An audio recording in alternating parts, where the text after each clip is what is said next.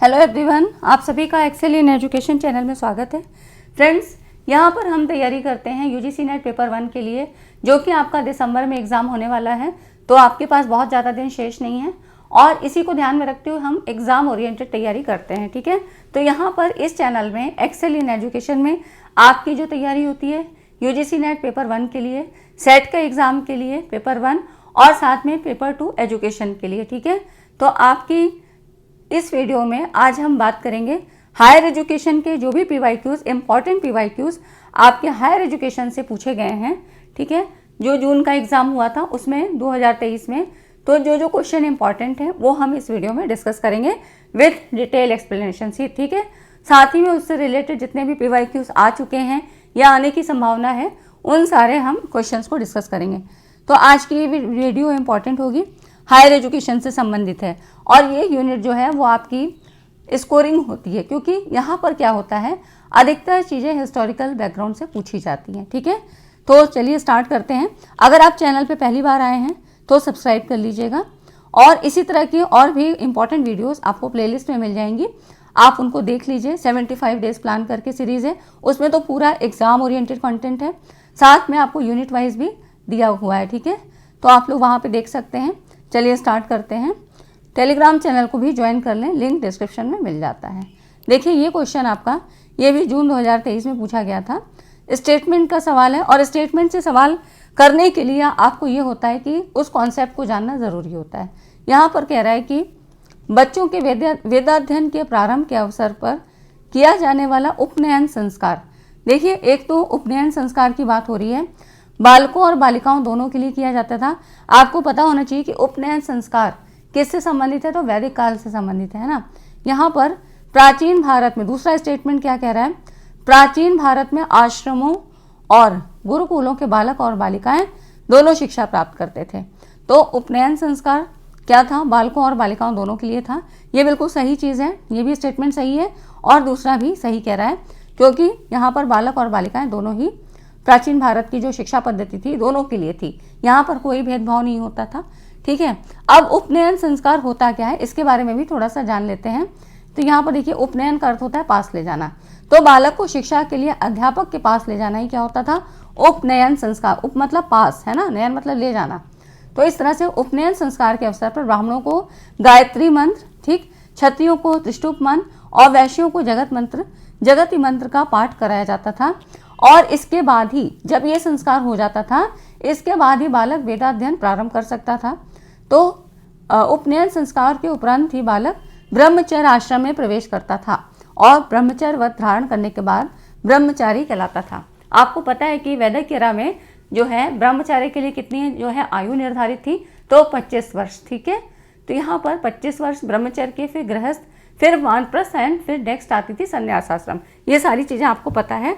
तो प्राचीन काल में लड़कियों और लड़कों दोनों के लिए अलग अलग गुरुकुल हुआ करते थे और दोनों के लिए शिक्षा पद्धति थी, ठीक है। तो दोनों ही स्टेटमेंट सही हैं, है ना। तो ये चीज़ हो जाती है। इस तरह के क्वेश्चन आपसे पूछे गए हैं, तो बहुत ज़्यादा कठिन नहीं है। ये भी देखिए जून 2023 में शिफ्ट 1 में पेपर 1 का ही क्वेश्चन है। इसमें आयोग से संबंधित सवाल था। आयोग के सवाल आपको हल करने के लिए क्या है कि उससे आयोग से संबंधित जितनी इंपॉर्टेंट चीज़ें हैं उन्हें पता होना चाहिए।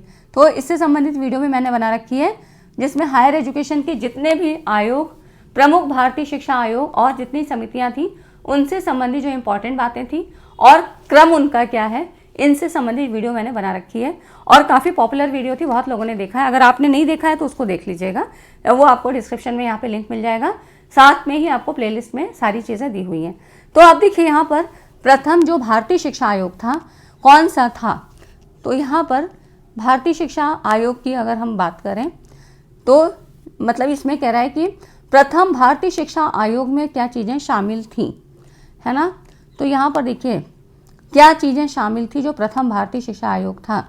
तो इसमें जो शामिल होने की अगर हम बात करें तो यहाँ पे 3 लैंग्वेज फार्मूला, त्रिभाषा सूत्र जो था वो यहाँ पर शामिल था, है ना।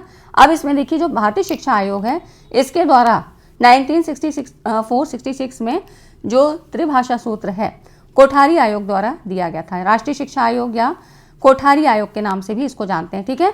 तो इसके देखिए 2 तो नाम हो गए, एक तो ये कि राष्ट्रीय शिक्षा आयोग और इसे कोठारी आयोग भी कहते हैं।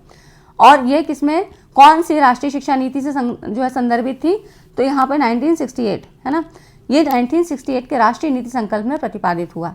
और इसके जो अध्यक्ष थे वो कौन थे, दौलत सिंह कोठारी जी, है ना। तो कोठारी आयोग के अध्यक्ष कौन थे, DS कोठारी जी थे। 14 जुलाई 1964 में बनी थी और ये 64-66 इसका टाइम पीरियड है ना। तो यहाँ पर जो त्रिभाषा सूत्र था कोठारी आयोग के द्वारा चलाया गया और 1968 के राष्ट्रीय नीति जो है ड्राफ्ट में प्रतिपादित किया गया था, जिसमें क्या चीज़ें थी, जिसमें हिंदी, अंग्रेजी और संबंधित राज्यों की क्षेत्रीय भाषा के अध्ययन का प्रावधान है। ठीक है, तो त्रिभाषा सूत्र में क्या था, हिंदी जिसको मातृभाषा, दूसरी भाषा है यहाँ पर अंग्रेजी, और फिर क्या था, क्षेत्रीय भाषा, है ना। तो इस तरह से आपको एकदम इम्पॉर्टेंट टू द पॉइंट रूप में याद रखना है। पहली भाषा हिंदी, फिर इंग्लिश और अंग्रेजी, मतलब इंग्लिश या अंग्रेजी, और उसके बाद संबंधित राज्यों की क्षेत्रीय भाषा। तो ये सारी चीज़ें आपकी किसमें थी, त्रिभाषा सूत्र जो कि कोठारी आयोग के द्वारा दिया गया था, है ना। ये चीज़ें हो गई। अगला क्वेश्चन देखिए, UGC वॉज इस्टेब्लिश्ड, है ना, on the recommendation of. UGC की स्थापना किस आयोग की सिफारिश पे की गई थी, तो इसमें देखिए UGC की जो स्थापना है विश्वविद्यालय शिक्षा आयोग, है ना, इसके आधार पे इस शिक्षा आयोग के द्वारा सिफारिश पे की गई थी।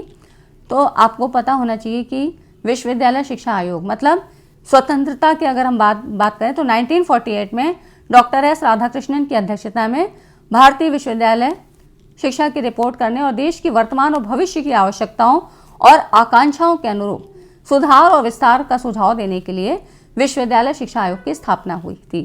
ठीक है, तो मतलब अगर उस समय अगर आपसे क्वेश्चन ऐसे पूछा जाता है कि उस समय कौन थे उसके अध्यक्ष, तो डॉक्टर S राधाकृष्णन, 1948 मतलब स्वतंत्रता के बाद की बात है। और यहाँ पर यूनिवर्सिटी जो एजुकेशन कमीशन विश्वविद्यालय शिक्षा आयोग की स्थापना डॉक्टर S राधाकृष्णन की अध्यक्षता में हुई थी और शिक्षा की वर्तमान और भविष्य की आवश्यकताओं और आकांक्षाओं के अनुरूप एक ड्राफ्ट निर्धारित करने के लिए इसका गठन हुआ था। तो इसके अगर हम औपचारिक उद्घाटन की बात करें तो 28 दिसंबर 1953 को यहाँ पर उस समय शिक्षा मंत्री कौन थे, तो यहाँ पर जो वैज्ञानिक थे तत्कालीन मतलब शिक्षा मंत्री थे, प्राकृतिक संसाधन और वैज्ञानिक अनुसंधान मंत्री मौलाना श्री मतलब अभी तो वो नहीं है, स्वर्गीय श्री मौलाना अबुल कलाम आज़ाद जी के द्वारा यहाँ पर इसको किया गया था। ठीक है, तो UGC का औपचारिक उद्घाटन यहाँ पे स्वर्गीय श्री मौलाना अबुल कलाम आज़ाद जी के द्वारा किया गया था 1953 में, है ना। तो 1953 और 1956 में आपको कंफ्यूज नहीं होना है ना। तो 1953 में क्या हुआ था, इसका जो है मतलब इन्होंने नींव रखी थी औपचारिक तौर पे। ठीक है, और 1956 में क्या था, यहाँ पर विशेष विधेयक के बाद वैधानिक संगठन के रूप में मान्यता मिली थी। तो दोनों चीज़ें अलग अलग हैं, कभी इस तरह से क्वेश्चन पूछा जाता है तो कन्फ्यूज़न मत क्रिएट करिएगा। 1953 में तत्कालीन शिक्षा मंत्री मौलाना अबुल कलाम जी ने औपचारिक तौर पर UGC की नींव रखी थी और 1956 को विशेष विधेयक के बाद वैधानिक संगठन के रूप में मान्यता मिली। अब बच्चे क्या करते हैं कि ऐसा मतलब ये डिफ्रेंशिएट नहीं कर पाते हैं और कन्फ्यूज़न हो जाता है, फिर वो गलत ऑप्शन टेक करके आते हैं। इसीलिए कुछ चीज़ों को मैं बार बार आपको जो है फोर्सली आपको चीज़ें को बताती हूँ ताकि वो चीज़ें आप क्या है टू दी पॉइंट आप नोट करें और आपको याद रहें, है ना। तो यहाँ पर देख सकते हैं। और वीडियो अगर अच्छी लगी, वीडियो समझ में आती है, मेरा पढ़ाया समझ में आता है तो वीडियो को लाइक ज़रूर किया करें। ठीक है, और देखिए यहाँ पर निम्नलिखित में से कौन भारत में उच्चतर शिक्षा की गुणवत्ता में सुधार हेतु नई शिक्षा पद्धति NEP 2020 की सिफारिशें हैं। NEP 2020 से हमेशा क्वेश्चन आता है और इस बार भी आएगा, लेकिन अब क्वेश्चन किस तरह से आएगा, देखिए उस समय जब तो NEP 2020 का गठन हुआ था तो इसके फ्रेमवर्क की बात होती थी, इसके अंदर क्या क्या चीज़ें, कौन कौन से रिकमेंडेशन है, मतलब क्या क्या चीज़ें करनी है, प्लानिंग क्या है, ये सारी चीज़ों से मतलब आधार पे 1-2 साल क्वेश्चन पूछे गए। अब ये हो गई 2020 की बात, है ना, उस समय इसका गठन हुआ था NEP 2020। अभी क्या है 2030 मतलब खत्म होने को है, तो अभी वर्तमान स्थिति क्या है इसकी, है ना, इससे संबंधित क्वेश्चन आएंगे। तो आपको जो करंट जो है अभी कितनी मतलब अवेयरनेस क्या है, मतलब अभी जो जनरल चीज़ें क्या चल रही हैं, करंट में क्या चीज़ें हैं, है ना, नए उसमें क्या क्या चीज़ें लॉन्च हुई हैं, ये सारी चीज़ें आपको पता होनी चाहिए और वो सारी चीज़ें मैं यहाँ पर आपको बताती हूँ, है ना। तो इसलिए आपको सारी चीज़ों को लेके चलना है ताकि हमारी कुछ यूनिट्स ऐसी हैं जिनसे हम क्वेश्चन गलत ना कर पाए, है ना। तो यहाँ पर देखिए अगर हम इसकी बात करें NEP 2020 की सिफारिश है, किस किससे संबंधित है, तो उच्चतर शिक्षा की गुणवत्ता में सुधार के लिए, है ना। अब कौन कौन सी इसमें सिफारिशें, कौन कौन से रिकमेंडेशन की गई थी, तो इसमें देखिए राष्ट्रीय शोध संस्थान की शुरुआत के बारे में भी कहा था, ये भी ऑप्शन सही है। सभी उच्चतर शिक्षा संस्थानों का एक्रेडिटेशन, है ना, प्रत्यायन, ये भी कहा गया था। और यहाँ पर देखिए व्यावसायिक शिक्षा का मुख्य धारा शिक्षा में, तो बिल्कुल सही बात है, ये भी था आपका ऑप्शन। और यहाँ पर राष्ट्रीय उच्चतर शिक्षा अर्हता फ्रेमवर्क की स्थापना, माने सारे ही ऑप्शन आपके सही हो जाते हैं। ये सारी चीज़ें इसके जो है सिफारिशों में संबंधित थी, ठीक है। तो ये हो जाता है आपका NEP 2020 से संबंधित क्वेश्चन मैंने आपको एक वीडियो में दे रखे हैं, और बाकी भी चीज़ें जितनी हो चुकी हैं वो सारी मैंने आपको करंट से संबंधित चीज़ें भी बता रखी हैं। बाकी और नई चीज़ें अभी आपके एग्जाम होते होते क्या क्या चीज़ें आ जाती हैं वो भी मैं आपको वीडियो के माध्यम से बता दूंगी, ठीक है। तो वीडियो को लाइक ज़रूर किया करिए। अगला क्वेश्चन देखिए यहाँ पर, ये भी आपका क्या है, स्टेटमेंट के फॉर्म में है, और ये सारे आपके 2023 के ही क्वेश्चन हैं, ठीक है। तो ये आपको लेटेस्ट पैटर्न बिल्कुल पता होना चाहिए। इसमें कह रहा है, पहला स्टेटमेंट कहता है वैदिक काल में पुरुष और महिला दोनों को शिक्षा अभिगम्य थी, है ना। In the Vedic age both men and women had access, मतलब जो एजुकेशन का एक्सेस था दोनों के लिए था। और दूसरा कह रहा है, कथन 2 है, वुड डिस्पैच कब आया था, 1854 में आया था। पहली बार इस बात को मान्यता दी गई कि सरकार को नारी शिक्षा के लिए खुलकर तथा स्नेहपूर्ण सहायता प्रदान करनी चाहिए। मतलब वुड डिस्पैच की बात कह रहा है कि नारी शिक्षा के लिए यहाँ पर महत्ता प्रदान की गई थी। तो बिल्कुल सही बात है, दोनों ही स्टेटमेंट बिल्कुल सही हैं, ठीक है। इसके बारे में थोड़ा सा जान लीजिए कि यहाँ पर वैदिक काल में क्या था कि पुरुष और महिला दोनों के लिए जो है शिक्षा की व्यवस्था थी, और वुड डिस्पैच ने दोनों के लिए ही यहाँ पर खुलकर शिक्षा से संबंधित बात की थी। तो दोनों ही स्टेटमेंट सही हो जाते हैं, है ना। अब अगला क्वेश्चन देखिए, और यहाँ से जितने भी, मैंने इसीलिए कहा आपको कि जितने भी आयोग और समितियों से संबंधित जितनी भी कार्यप्रणाली थी, और उस समय उस समिति या आयोग के अंदर क्या क्या चीज़ें हुई थी, उसको मैंने एक वीडियो के माध्यम से बता रखा है। आप लोग उस वीडियो को ज़रूर देख लीजिए, ठीक है।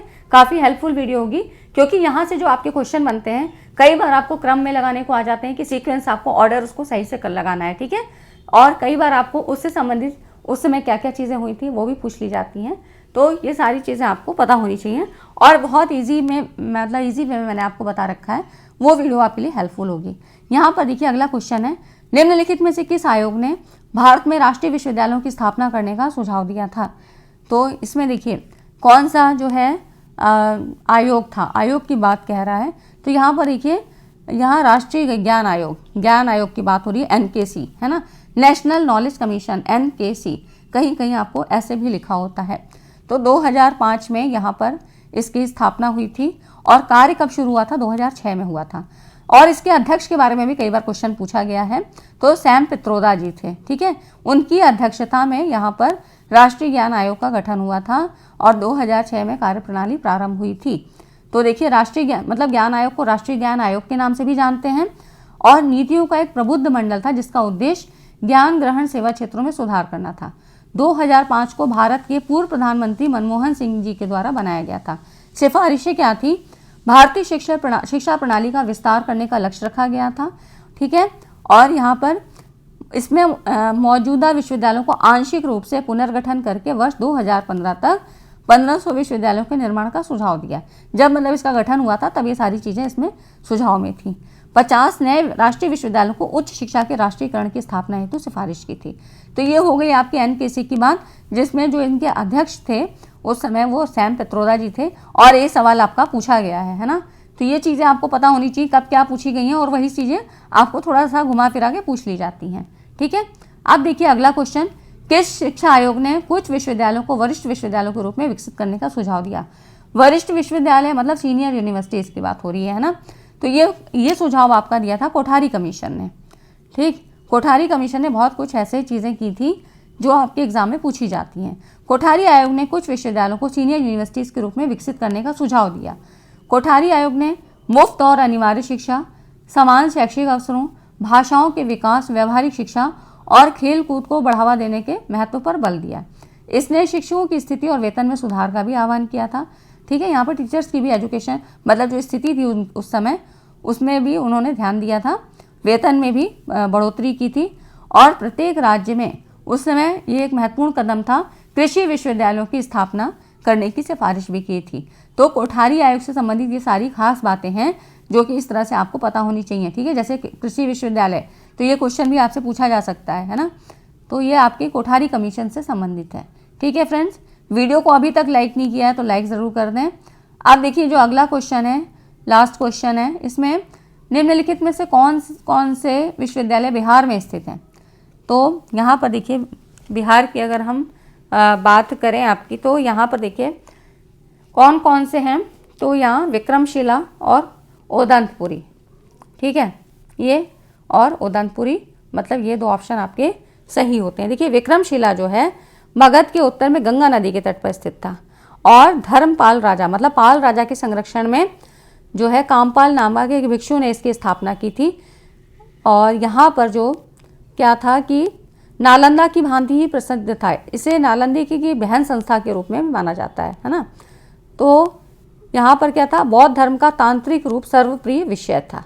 तो इस तरह से जो इसकी जो मतलब नष्ट किसने किया था, तो मुस्लिम आक्रमणकारियों ने इसको ध्वस्त कर दिया था, विक्रमशिला विश्वविद्यालय।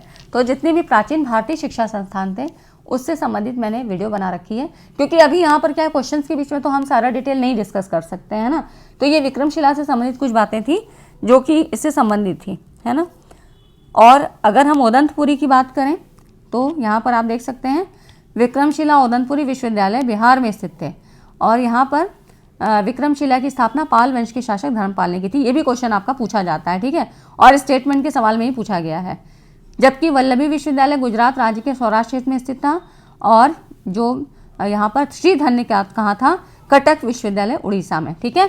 तो वल्लभी कहाँ था, गुजरात में। श्रीधन्य कहाँ था विश्वविद्यालय, यहाँ पर कटक, मतलब कटक विश्वविद्यालय, श्रीधन कटक है ना, ये पूरा नाम है, ये उड़ीसा में स्थित था। उदंतपुरी क्या था, भारत का दूसरा प्राचीन विश्वविद्यालय है ना, और इसकी स्थापना पाल वंश के संस्थापक गोपाल द्वारा नालंदा से 6 मील की दूर में की गई थी। तो इस तरह से ये कुछ यहाँ की खास चीज़ें हैं। और उदंतपुरी में मतलब जो अभिलेख मिलते हैं उससे संबंधित ये बातें पता लगती हैं कि उस समय कितने छात्र थे, तो 12,000 छात्र थे। और जो खास यहाँ की बात है कि विक्रमशिला के जो आचार्य श्री गंगा भी यहाँ के छात्र थे।